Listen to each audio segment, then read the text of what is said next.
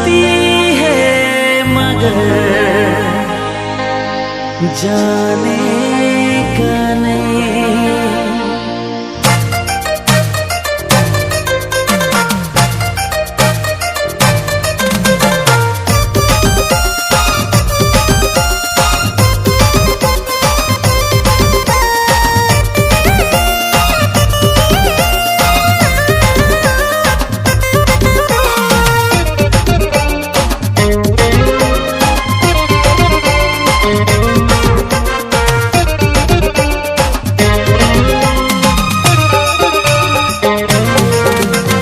निकल गई जो धोखेबाज उसकी सहेली करती है प्यार।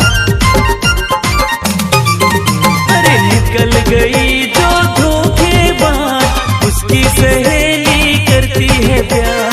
तोड़ गई जो दिल को यार उसकी सहेली करती है प्यार। खा गया धोखा फिर दोबारा खाने का नहीं। वो बुलाती है मगर जाने का नहीं। वो बुलाती है मगर जाने का नहीं। निकल गई जो धोखेबाज उसकी सहेली करती है प्यार। तोड़ गई जो दिल को यार उसकी सहेली करती है प्यार। खा गया धोखा फिर दोबारा खाने का नहीं। वो बुलाती है मगर जाने का नहीं। वो बुलाती है मगर जाने का नहीं।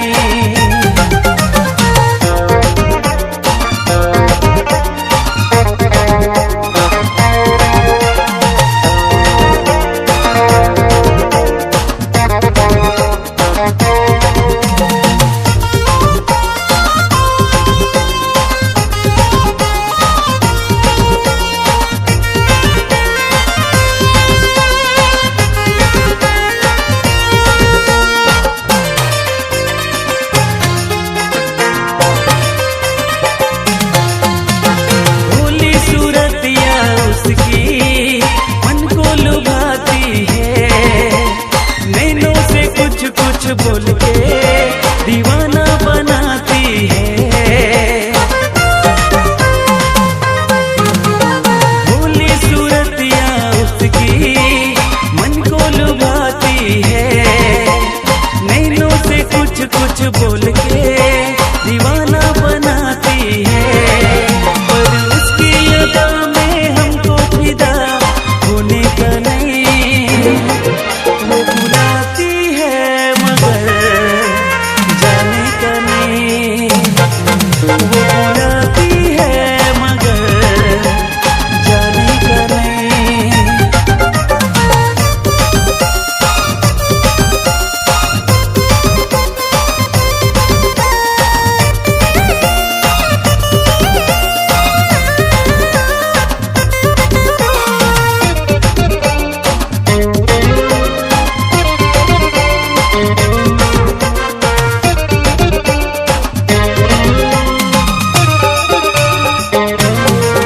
वो टूट गया है भरोसा प्यार मोहब्बत से।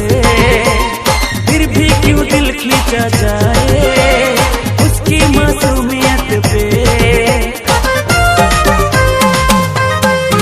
वो टूट गया है भरोसा प्यार मोहब्बत से। फिर भी क्यों दिल खींचा जाए